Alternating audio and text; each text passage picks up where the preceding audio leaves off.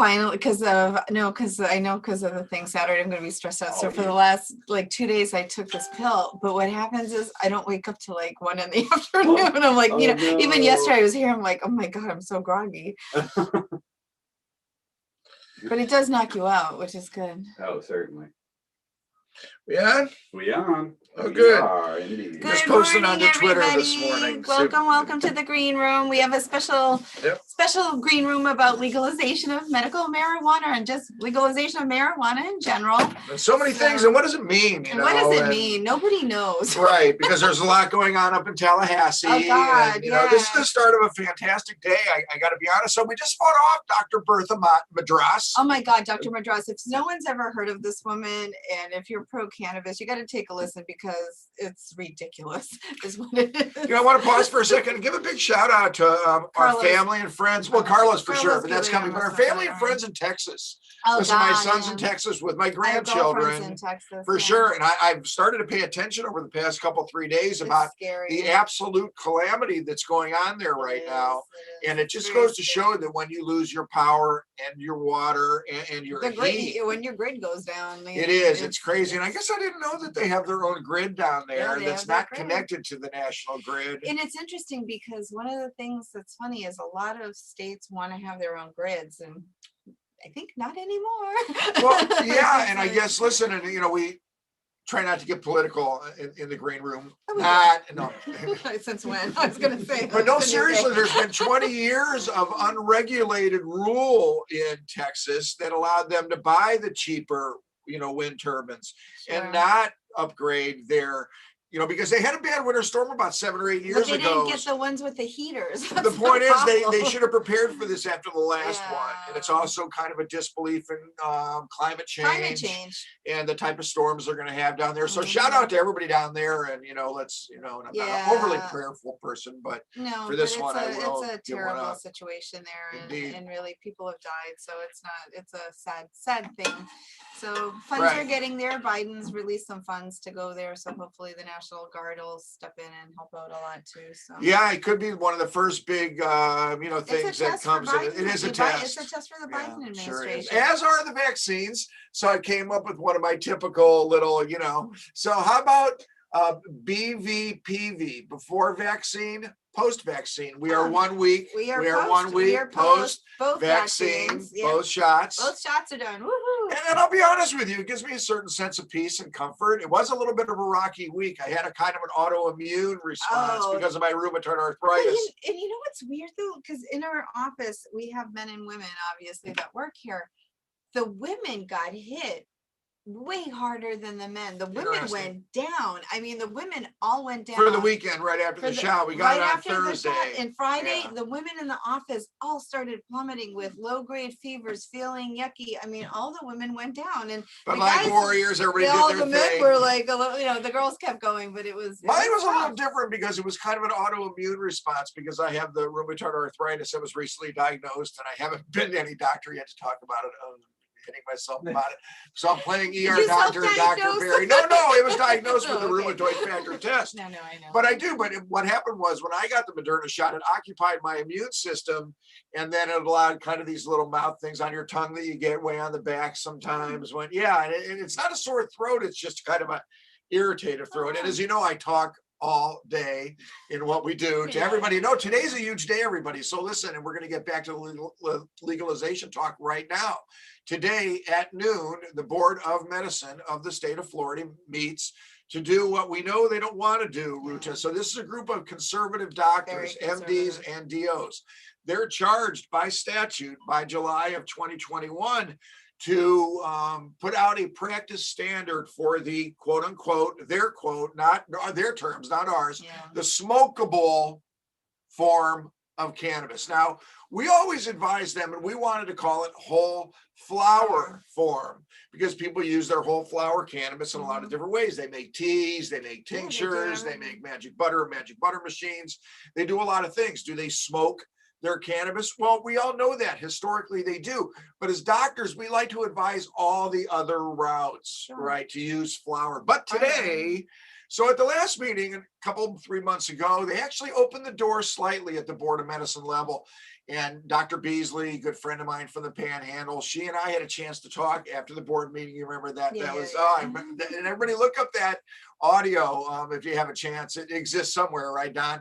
We can probably does. even post it. I But think we had it posted. yeah, but they opened the door for the doctors, the boots on the ground doctors in the state to finally have a say. Which they should, in all reasonable. I mean, if you do anything, who do you call? You call the experts. Come on.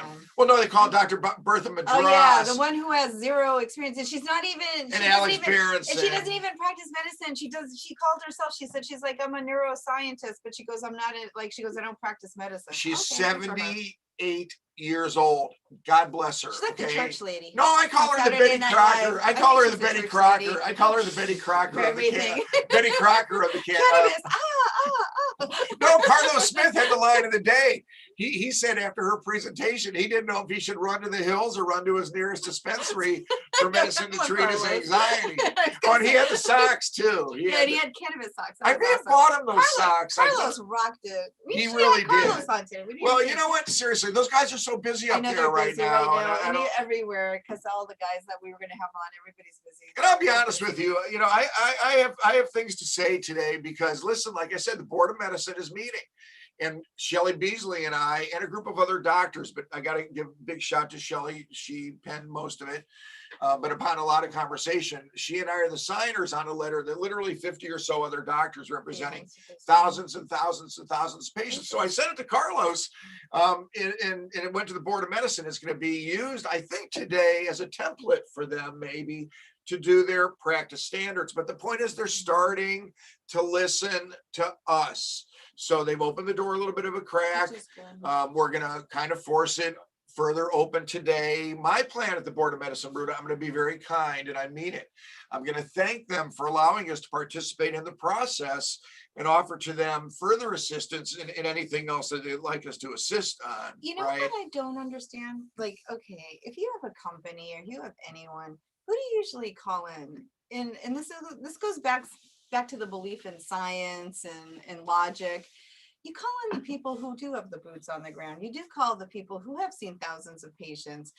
You don't call somebody who's a textbook person on that. You know what I mean? You want to call the person who has experience and who's done this day in and day out, has seen physically themselves with their own eyes, the changes and the benefits. You know, this is who they need But to you know, talk to. government, and you know who Yeah, controls yeah. the committees, and who controls the committees are those that invite up the guests, right? Yeah. So that's why we have always offered through our state senator, Joe Gruters, you know, and our representatives and other doctors around the state have as well, because you need to be invited up by the Republicans, quite frankly, Yeah, it's a Republican to Party appear that in the holds- committee. But yeah. Carlos is the leader in that committee of the Democrats. So Yeah, he's sounds ranking great. He's leader. ranking- yeah. And he did a great He job. did an awesome But I had job. no idea he was going to use that letter that I sent to him and to Senator Brandis as well on the Republican side. Because talking legalization, Carlos Guillermo Smith and Jeff Brandis have presented one of the 3 bills actually that may lead towards legal adult use here in the state of Florida, Which right? I think they're not ready yet. I know the They're people not. overwhelmingly want this. I mean, that's the only other thing. I mean, the movement of the entire country is for that. So Florida, we know it's a little bit slower in the process, but it has to be done carefully. I agree that it needs to have medical protections. You know, going for legal adult use for recreational, it has pros and cons. And I think, you know, it's smarter to roll it out with still having medical protections for patients that need medical marijuana. Well, there's no doubt about Yeah. that. And that's why, you know, Don, when he did the art for today's green room, and we got to give a shout out to our producer behind the scenes back Yes. there. Don does a great job. He He really does. And if you We look at the love our artwork Don. behind us and all that type of stuff, you know. And so, but the point is that I said to Don, let's put parentheses around legalization because it means different things to different Yeah, people right. and at different levels. So let's In different start states, yeah. federally, right? Yeah. So big change, of course, when the Georgia senators flipped to Democratic and made it a 50-50 with the Kamala Harris tie, of course. Sure. So that means that the committee's control now in the Senate flip a little bit, and as does the attitude. So the MORE Act, right, which includes expungements and safe banking, and basically deschedules cannabis at the federal level, which is huge, and we'll get back to it. But that's already passed the House, and that's had House support already. So the exciting thing is, over the past week, Leader Schumer, or now what do they call him in the because he used to be McConnell, Speaker. Is it Speaker Schumer now? No, that's in the House. So what are they? Majority Leader Schumer. So he's already called together the Cory Bookers and the House people that are advanced, so it's great. So I really think we may see something happen on the federal level this year. So what does that mean? That means it gets descheduled at the federal level, and it'll be a states' rights issue.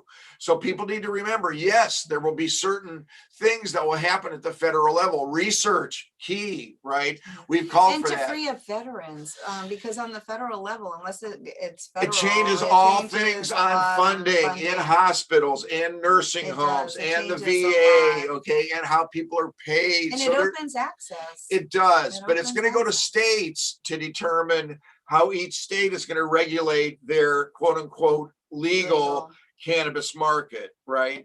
And that's not going to happen in a day or a week, not even in a year.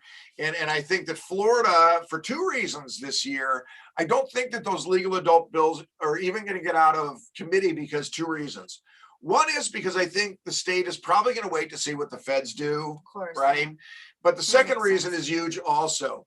So the people may have a chance to vote again in 2022, right?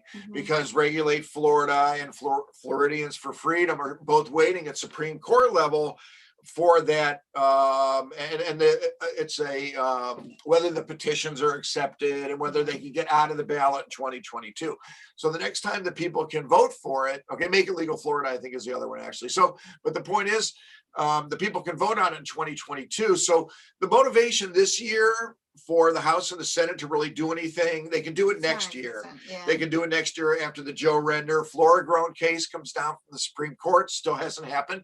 That's the one that's going to break up the verticals, everybody, from the 14 or now. Listen, we're very close to 500,000, Don. I think what were we 485? I think in the last OMU update. Yep. So when we get to 500,000, believe it or not, 4 more licenses, are awarded for every 100,000. So it's a growing market. We'll have to see what happens. So it's the descheduling that's then going to come to Florida. Governor DeSantis has a big role to play in this. He wanted to break up the cartels early in his administration. You haven't heard much about it. There's been a lot of protection of, and listen, he called it a cartel, not me. I'm not dissatisfied necessarily with the system as it is. It services my patients pretty darn well. But do I want horizontals? Do I want horizontals to come in? Do I want home grow for my patients? I think price will come down. No doubt. We need some. We do need some there changes. Does. We do. Although shout out to Move, by the way.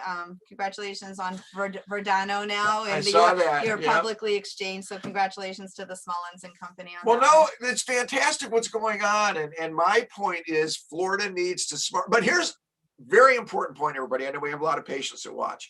I tell each and every patient, whether they're my patient or a patient of one of the other very reputable doctors here in the state of Florida, fight for your doctor and medical. We got to keep our taxes at zero, right? They're going to tax the heck out of it, Ruta, whatever happens on the other side. Hey, every state makes a fortune off of it. And listen, it's going to be used on the Republican side when they have to kind of accept it as an oncoming thing that they're taking care of a budget shortfall, okay, with their tax revenues. It can be reallocated to education, transportation, housing. It can be reallocated to a lot of places. So, but medical, it's just a win-win. But medical, not taxed also, okay? Medical, we need to maintain the quality and the labeling and the testing of our product, right? So, that's another issue. There may be a difference in what's available on the legal adult use market and what's available in medical. That is in Colorado. And I'm sure there's going to have to be here, because if you look at the demand here, we had some issues over the last year of product not being available, and poor patients are stuck in the middle where they're getting used to a product, and all of a sudden the next thing you know, they can't get their product. And so it's an issue, and it has to be addressed, because if you are taking it as a medicine, you don't want to run out of your Coumadin. You don't want to run out of whatever losartan you're on, and to run out of the cannabis that you're used to taking. It's detrimental as a medicine. So It that has is. to It's be the looked at. challenge to the It MMTCs, is. to And it to has to be- continue. And listen, it it's a has to be 4-year-old addressed. program with flower only available for 2 years, and everybody is developing, new products and innovative products. But you're right, the standardization, right, Yeah. of the product is one of the things that's critical to patients. And yesterday at that meeting, that legislative meeting, one of the things that I did and shout out to Representative Escamami, she had a really good valid point, because her district that she represents has a lot of older people, as does ours. And one of the things was cost prohibition, because as a medicine, you don't have to go through a state license to get your Coumadin. You just get it. So to have a $70 fee go to the state, if it's a medicine, why are you having to do that? No other medicine has that. And Escamami had that as a really good, valid point. And I applaud her for bringing that up, because truly, if it is a medicine, you should not have to pay a registration fee to have that medicine. You really should not. It's going to be an interesting legislative session. And, we know that there's issues that are coming up. There's the issue by, so just to wrap up the legal adult use bills. Point is that I do believe that's going to come to Florida at a certain point in time. One other thing, critical job protections. Okay, if you're a cannabis medical card holder, you deserve every protection that right you now, would you don't have it. other than if you were taking an opioid or Ativan or any of those. It's job performance. That's what's important. Also, nursing home access, hospital access. If you're a medical cannabis patient versus a legal adult use patient or rec, and you check into the hospital for a hip or whatever, you should be able to show your medical card and be able to use cannabis as medicine in the hospital. I think that would be a much easier argument than saying, hey, I want to, use, if I'm just legal adult use guy, you know what I mean? So there's a great need and reason to maintain a strong medical program in Florida. Education, of course, and all mostly.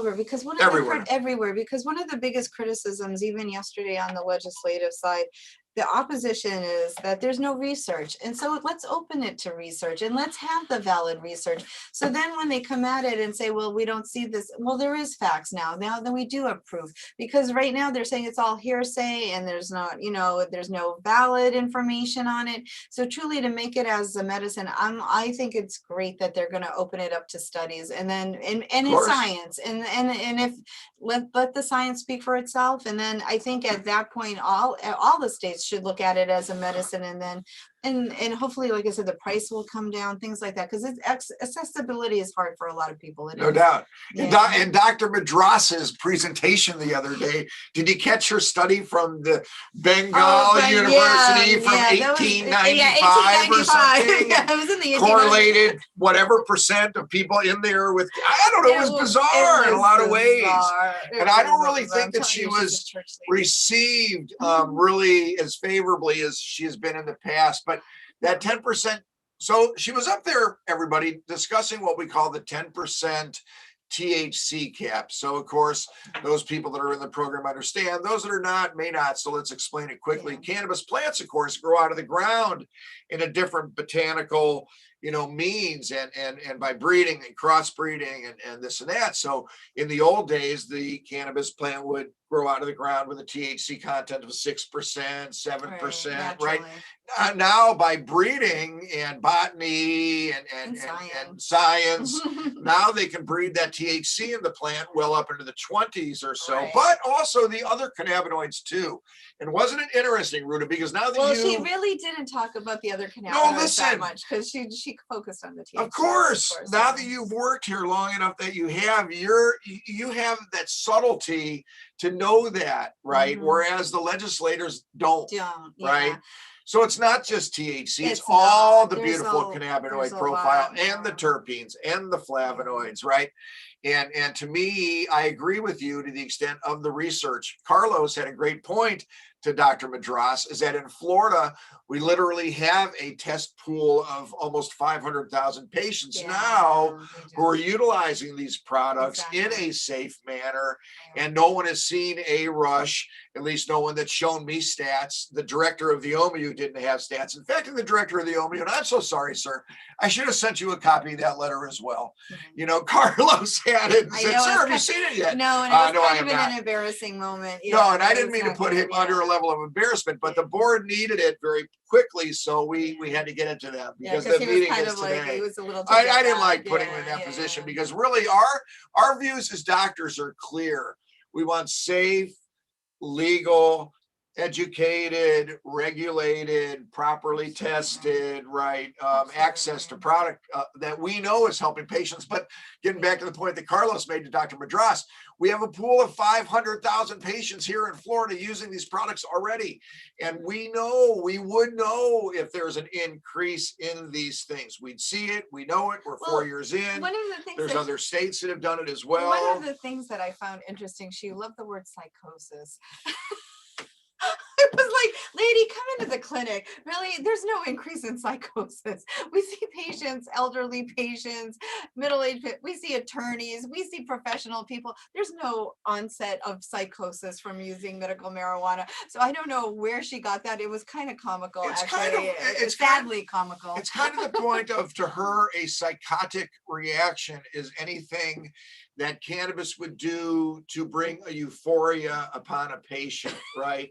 And seriously, the word euphoria is interesting because of the positivity of the word by definition, but the negativity of the word in certain Victorian circles, you know, I don't know, Betty Crockerism. I don't know why I always go back to Betty Crocker. It's like Campbell soup. Yeah, church lady. I love the church it's like lady, Campbell soup to me somehow. But the thing that, like she was so weird. She kept going on and on and on about it. And it was like. So that 10% THC battle is key. So what they want to do is they want to try and limit the flower products sold in Florida at 10% THC cap, which is almost literally impossible, quite frankly.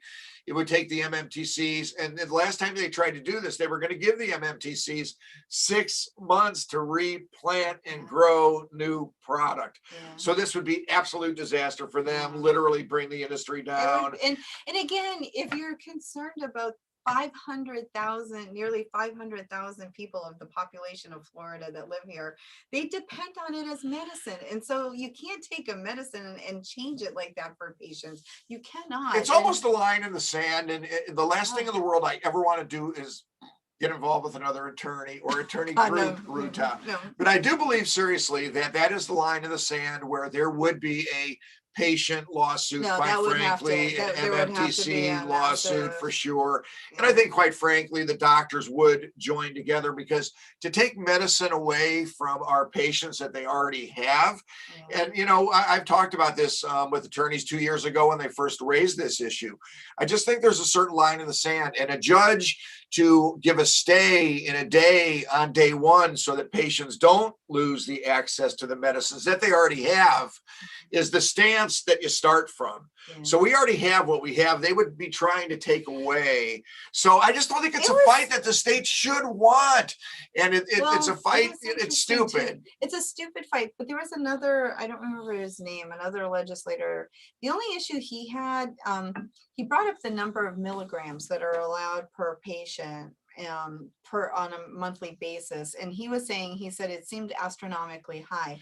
And then he was challenging the diagnosis and of the PTSD/anxiety, that it's overwhelmingly the diagnosis that most patients go in with. And he was, one of his questions was, is it truly, you know, is it that? But I think there wasn't enough explanation of the likewise conditions. And I think that's a problem, because when you just hear the anxiety PTSD, it's questionable. 500,000 people are really 70% of those people suffering from just that. So we have a legislative group that meets every other Wednesday, and then we have the general broad doctor group that meets on the opposite Wednesdays. Last night was the legislative group, and we literally had this discussion in the group There were 4 or 5 docs on. Charlie Felix and Eric Stevens were on. Gary Stein was on last night because Gary's presenting a couple bills that we wanted to hear about. But the point is, we literally talked about that, Ruta, to the extent of we could explain to the legislators, if they would allow us, why it seems like the PTSD diagnosis is where it is, because we need to utilize it for our chronic pain patients, our anxiety and depression patients, our patients that come down from Canada for season. It's the way the law is written in Florida, and it skews the research numbers. And of course, they always want to know who's making that diagnosis of quote unquote PTSD. Is it this lowly ER doctor that, did that for, 33 years and now medical cannabis for 4. So 37 years of, experience in medicine, right?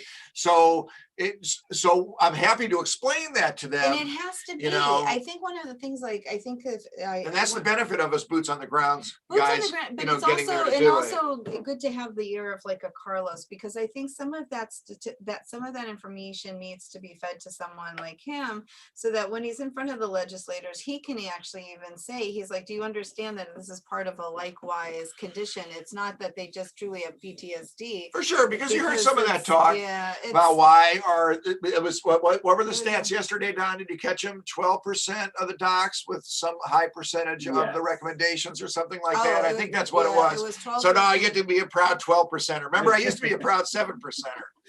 But seriously, the reason for that is because we offer that access that many other doctors can't or won't at this point, with honor and integrity and education. And that's it. And it's not on a defensive it's not, it shouldn't be defensive, and it's not defensive, but it was almost accusatory from them.